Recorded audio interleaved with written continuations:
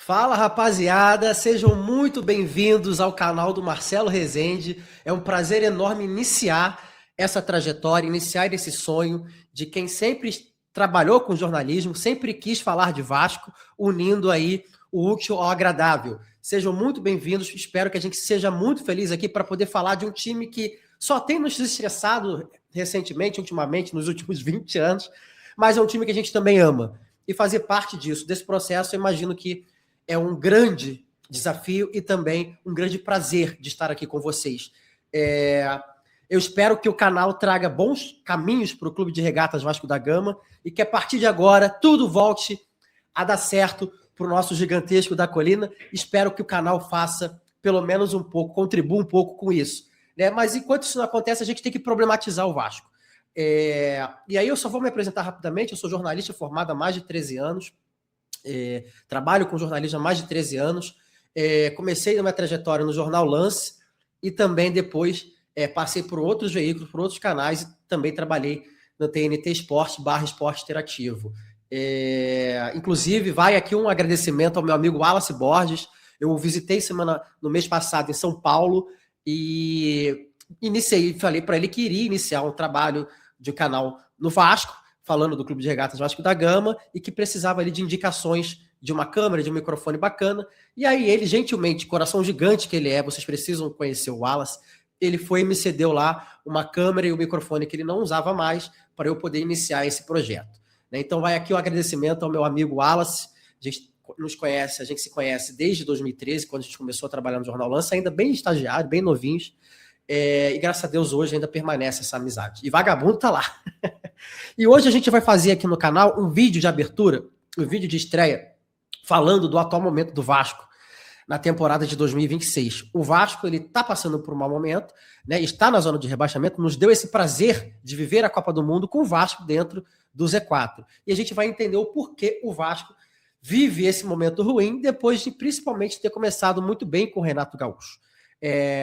Então, nesse momento, o Vasco é o 17º colocado. Eu já vou exibir aqui a classificação para a gente ter um pouco da noção do momento do Vasco no Campeonato Brasileiro, principalmente porque depois o Vasco passou do Paysandu, se classificou na Copa do Brasil, vai para os playoffs da Sul-Americana, então tem muita coisa para rolar, mas a grande preocupação, e que é o que a diretoria e o que o Renato Gaúcho, a comissão técnica, nos dão de informação, é de que o Campeonato Brasileiro é o grande momento do Vasco, é a prioridade do Vasco na temporada. O Vasco está em 17º colocado, depois de 3 derrotas seguidas, as últimas 2 dentro de São Januário, que é muito preocupante, uma delas por 3-0 para RB Bragantino.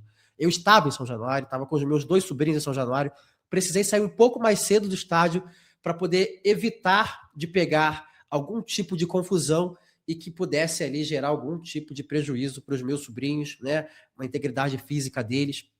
São 2 crianças e, enfim, precisei até sair mais cedo temendo aí alguma confusão. Mas, de resto, o Vasco está com 20 pontos, com 18 rodadas jogadas, 1 ponto a menos que o Grêmio, e está com um momento de dificuldade, principalmente dentro de campo. Tecnicamente, o Vasco não consegue mais fazer aquilo que as rodadas iniciais com o Renato Gaúcho o Vasco vinha fazendo. O Vasco não tem mais criação, o Vasco não tem mais um conjunto, a defesa fica muito exposta e a própria defesa atrapalha o time.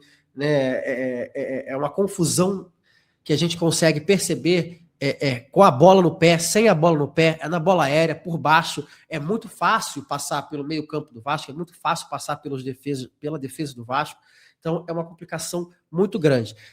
Apesar disso, o Vasco ainda tem condição de voltar a subir na tabela. Se a gente for ver, a metade ali mais de 10 times estão muito próximos. O Bahia está com 26, o Vasco, aí são 2 rodadas de diferença. Mas ali o 10º colocado, 24 pontos, o Cruzeiro tem 24, o Botafogo tem 22, uma vitória. Se o Vasco tivesse vencido o Atlético Mineiro, o Vasco teria passado até o Botafogo e estaria em 12º colocado. Mas isso não aconteceu e a gente ficou dentro da zona de rebaixamento. Dito isso, o Vasco jogou muito mal contra o Atlético Mineiro. Até teve ali o domínio do jogo, vou deixar aqui alguns lances, o Vasco até teve algum domínio do jogo, já quase abriu o placar no início, assim, com 1 minuto de jogo com o Claudio Spinelli, mas fora isso, o Vasco chegou a criar algumas coisas no segundo tempo, com o Adson, principalmente a velocidade do Adson. Ele teve um chute que o O Everson pegou muito bem assim, no canto esquerdo, pegou bem no canto esquerdo, jogando para escanteio, mas fora isso, depois o Bruno Lopes também perdeu ali uma grande chance na cara do goleiro do Atlético Mineiro. Situações que o Vasco chegou a criar, mas que tem muita dificuldade também para poder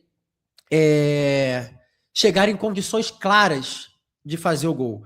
A gente vê alguns lances, o Léo Jardim fez uma defesaça no momento anterior ao cruzamento do Bernard para o Vitor Hugo, e o Vitor Hugo teve facilidades enormes para poder subir em cima do Robert Renan e fazer o gol da vitória do Atlético Mineiro. Né? Aí, essa foi a defesa do Léo Jardim, uma defesa assim, espetacular. Né? Aí no lance seguinte, o Vasco cede o gol para o Galo. A classificação está aí, essa é a situação do Vasco no momento no Campeonato Brasileiro.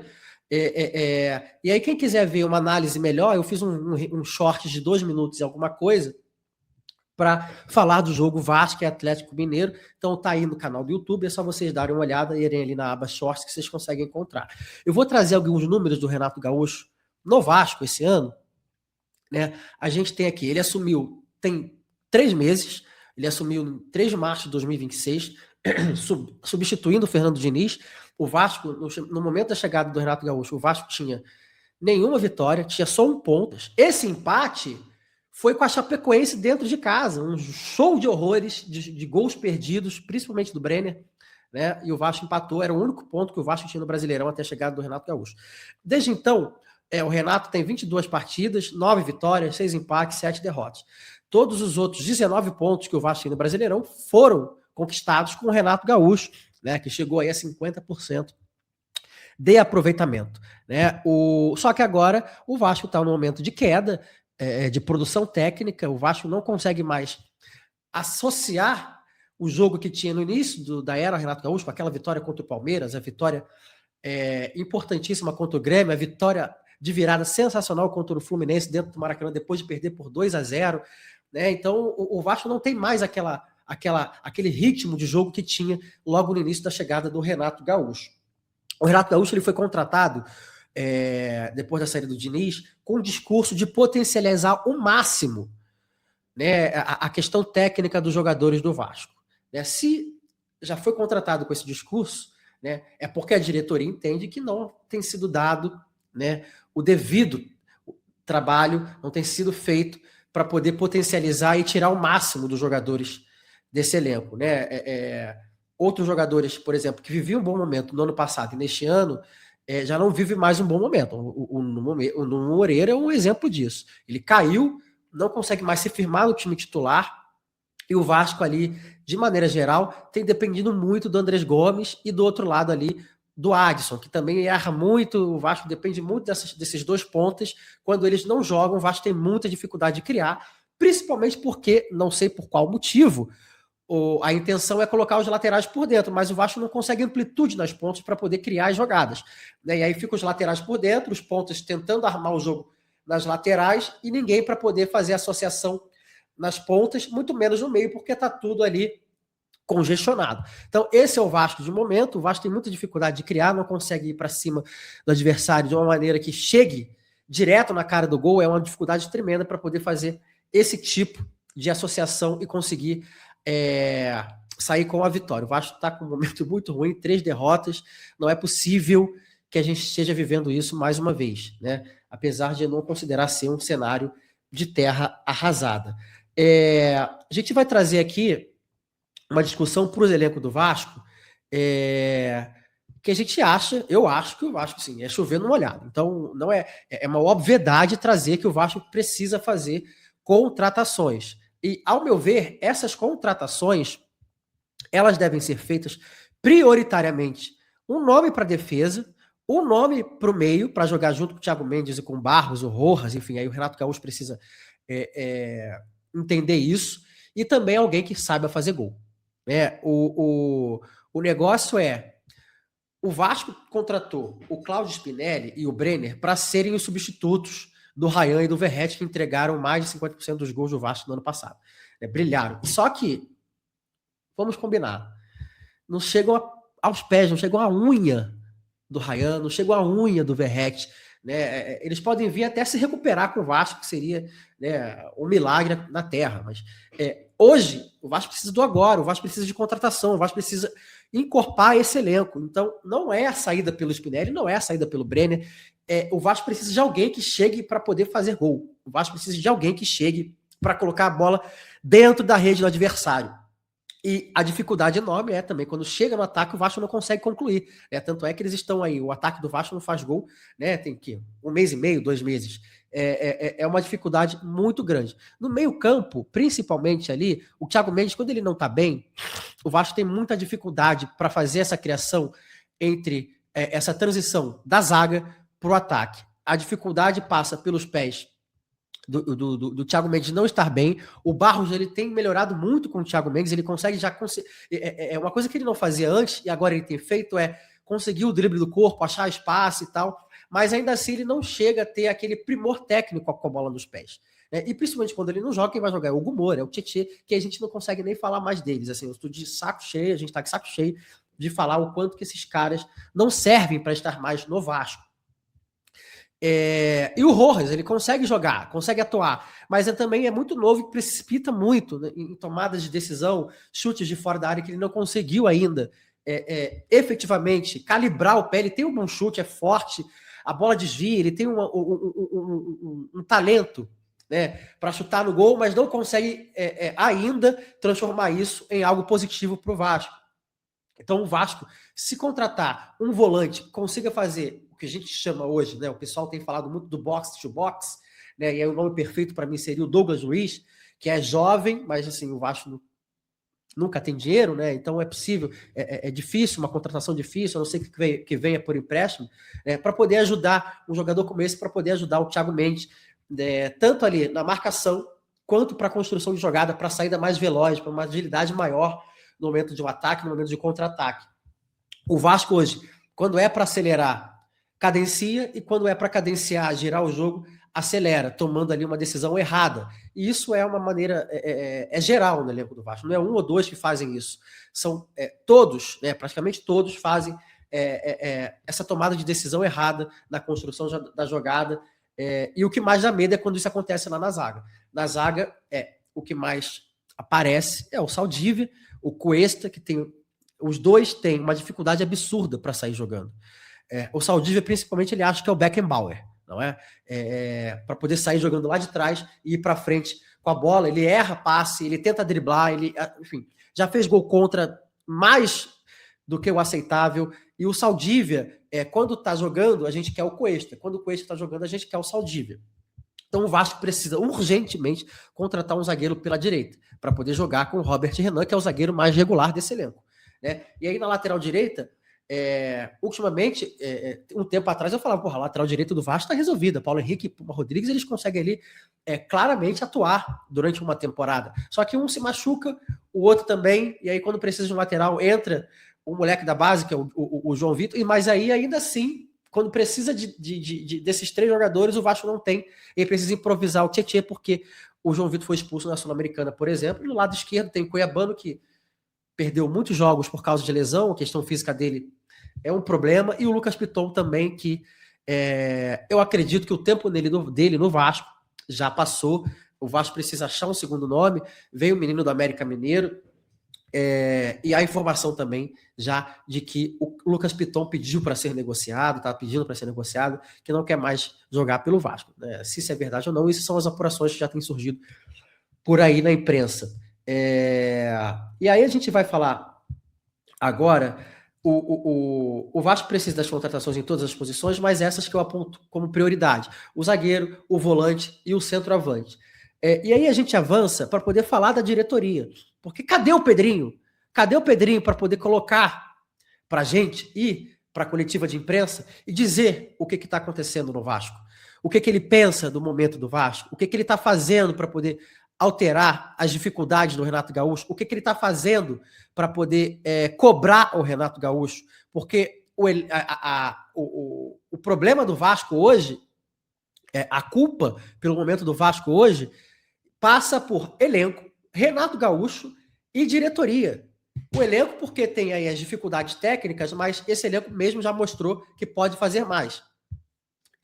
o treinador, porque o treinador, quando o Vasco joga mal, o Vasco vence é por ele, né? Ele conseguiu, ele mostrou, ele fez e tudo mais.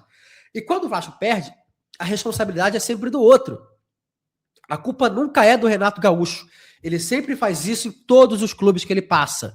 Recentemente pelo Grêmio, pelo Fluminense, ele sempre faz isso. E uma coisa que é importante, na última coletiva, por exemplo, ele lembrou, quando eu cheguei o Vasco só tinha 1 ponto. E os outros 19 foram conquistados por nós. Ou seja, ele jogou a culpa no time que era montado pelo Fernando Diniz. Ele jogou a culpa no Fernando Diniz, tirando dele da reta. E aí é uma característica muito comum do Renato Gaúcho. Infelizmente, porque isso não possibilita que ele olhe para os próprios erros, enxergue a maneira que deve ser enxergado, que é apontada pela imprensa, muitas vezes nas coletivas de imprensa. Mas aí ele não faz isso. Ele prefere sempre responsabilizar terceiros. Fala que não tem dinheiro, fala que não tem contratação, fala que existe uma limitação financeira, os jogadores não são assim, os jogadores não são assados, não estão correspondendo. Não.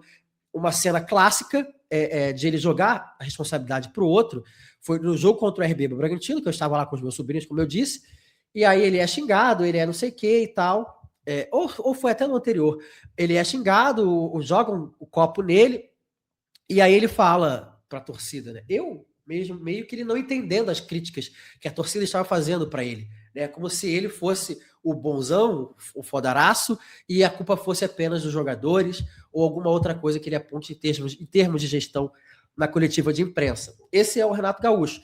Ele também tem culpa por não valorizar a Copa Sul-Americana, principalmente pela forma de não ir.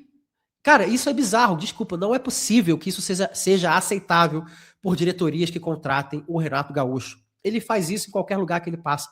Não é possível que isso seja aceitável. Se ele fez uma coisa dessa no Grêmio, onde ele é super ídolo, estátua, não sei o que e tal, títulos, adorado pela torcida, ele vai fazer isso no Vasco. O máximo que o Renato Gaúcho conseguiu no Vasco foi chegar a uma final de Copa do Brasil em 2006, que ele perde lá. Claro que aí a culpa também não é só dele, porque o Valdir Papel, como a gente lembra, foi expulso no segundo jogo, tirando qualquer chance de o Vasco virar aquela partida contra o Flamengo na final. E aí ele faz isso costumeiramente. O Renato Gaúcho não valoriza os jogos que tem que valorizar e ele não vai a jogos que ele acha que não são importantes. A punição da Conmebol era o que ele mais queria, porque ele não precisou ir para os outros jogos fora de casa, e nem em São Januário. Ou seja, ele aceitou aquilo de muito bom grado. Muito obrigado, Conmebol, por vocês fazerem isso.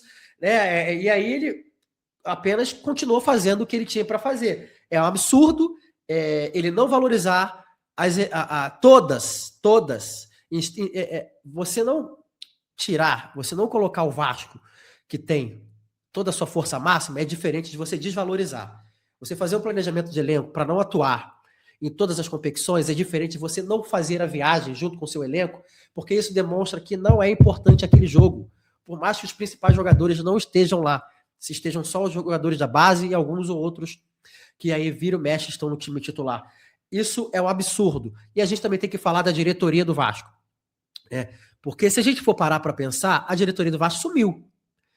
Ninguém se responsabiliza por nada e deixa por isso mesmo. A única coisa que aconteceu foi o Ademar Lopes, depois da derrota contra o RB Bragantino de 3-0, dentro de São Januário, foi ter dado coletiva de imprensa junto com o Thiago Mendes, no lugar do Renato Gaúcho, porque tinha medo de o Renato Gaúcho ser demitido. Se pedir demissão na coletiva ali, após ser questionado pelos jornalistas. Ele só foi para a coletiva, o Ademar Lopes só foi para a coletiva com o Thiago Mendes porque tinham medo que o Renato Gaúcho pedisse demissão. Ou seja, eles não entendem que a culpa seja que o Renato Gaúcho tenha. Ele pode até entender que tem culpa, mas não apenas. Então eles só foram para a coletiva porque o Renato Gaúcho poderia pedir demissão na avaliação deles. E o Thiago Mendes apareceu naquele momento também, falou de vergonha, que isso não é aceitável, perdendo de casa, a torcida, aquele discurso que a gente sempre tem, né? A torcida está toda no direito de contestar e tal, mas o Thiago Mendes também precisa entender que ele está jogando no Vasco. Ele atua, ele é um dos melhores jogadores do Vasco, isso não tem a menor dúvida. Desde o fim do ano passado, que ele conseguiu ir com o Vasco para a final da Copa do Brasil, e também nesse ano que ele voltou bem depois de uma boa pré-temporada.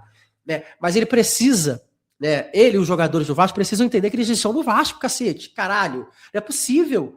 A gente passa, vira e mexe, os mesmos problemas. É uma apatia, né? Falta de confiança. O que esses caras conversam no vestiário? A gente vê lá nos bastidores, né? Ah, vamos para cima, vamos não sei que. Porra! Até que ponto isso vai para frente? Até que ponto esses caras fazem o que tem que fazer?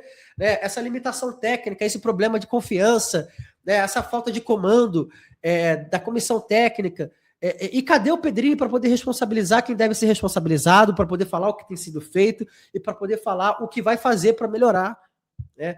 A gente vai falar que o Pedrinho contratou mal, né? E a gente traz até uns valores aqui. As últimas contratações do Vasco com o Pedrinho. Por exemplo, Maxi Domingues.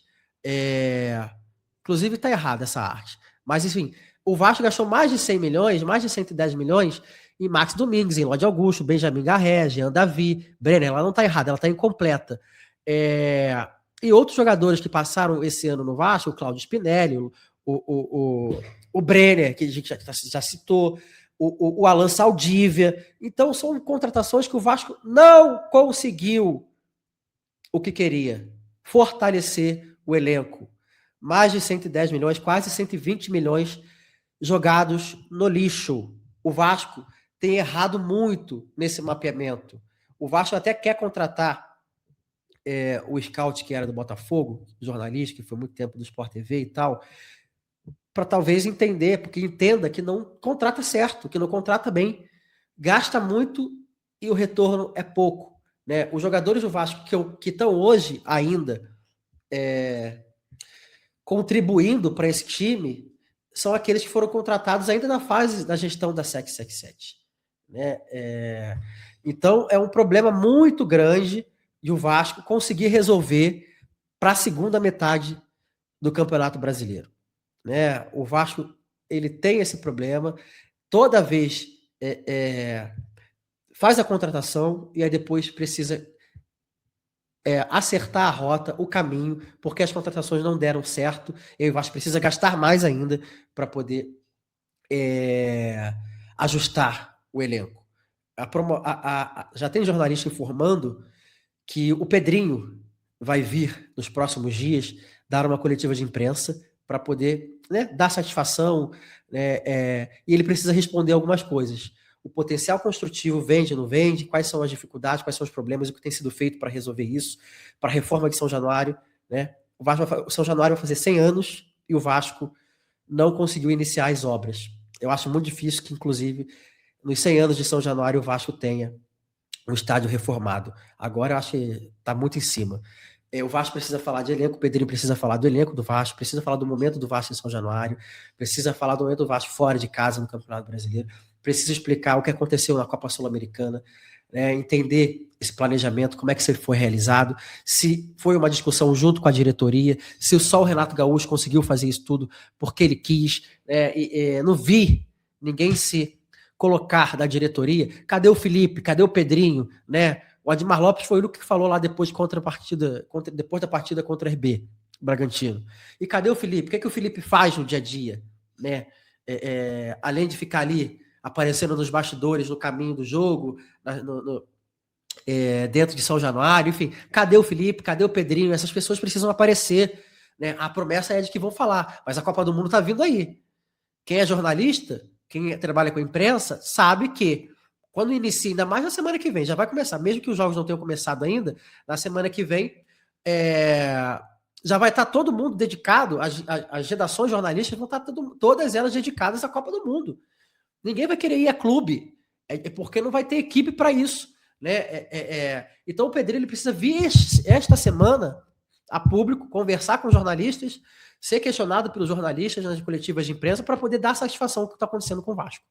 É um momento que não é bom, a gente sabe muito bem o que está acontecendo no Vasco, o Vasco é apático em campo, o Vasco fora de campo não tem dado respostas para que alguma coisa vá ser feita, né? O Vasco vai contratar, não vai contratar, o Renato Gaúcho para cima e para baixo vive dizendo que o Vasco não tem dinheiro. Né? Mas, por outro lado, existem apurações que o Vasco vai contratar, né? Definiu estratégias, definiu prioridades, né? E aí vai fazer empréstimo. O Júlio Brandt já falou que o Vasco vai fazer, precisa de empréstimo, enfim, cadê? O Vasco precisa, a torcida do Vasco precisa ouvir da diretoria alguma coisa que seja assertiva, né? Eles não aparecem, a gente não tem como saber o que o Vasco está fazendo para poder se livrar da zona de rebaixamento. Enfim, para o vídeo não ficar muito mais longo, eu vou deixar que a gente fique até aqui. Esse é só o primeiro vídeo, a gente vai melhorar, a gente vai trazer mais pautas, a gente vai melhorar, inclusive, as questões técnicas, as questões de desenvolvimento mesmo, para poder melhorar cada vez mais a informação do Vasco, discutir o Vasco, opinião, crítica, tudo isso que a gente tem no mundo da imprensa esportiva e é um olhar de vascaíno para vascaíno. A gente vai melhorar, a intenção é sempre essa, e trazer e estabelecer esse canal como um ponto de diálogo entre torcedores do Vasco e também aí uma visão de jornalista para poder a gente discutir o que se passa no Clube de Regatas Vasco da Gama. O momento não é bom, mas eu espero que a gente consiga melhorar com muita pressão em cima da diretoria, desse elenco, porque o Vasco não é qualquer coisa. A gente precisa responsabilizar quem está lá dentro. Chega de gestões amadoras. Eu acredito muito no Pedrinho pelo que ele tem feito, isso é vídeo para outro momento, mas no momento o Vasco precisa ligar o alerta. É isso, galera. Obrigado por estarem até aqui, por terem assistido até aqui. Deixem o seu like, façam os comentários se gostou, se não gostou, também aceito as críticas. A gente é aberto aí a sugestões e também, a partir delas, a gente busca sempre melhorar. Sigam o canal, subscrevam-se também, né? Inscrevam-se aí, dê um like para a gente cada vez mais trazer mais possibilidades de análise aqui do Vasco.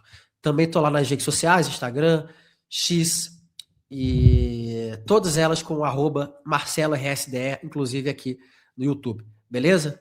Então até a próxima, daqui a pouco a gente está aí com mais vídeos falando de Vasco, inclusive durante a Copa e também durante a Copa falando de Copa do Mundo e Seleção Brasileira. Valeu, galera, beijão, um prazer estar aqui com vocês.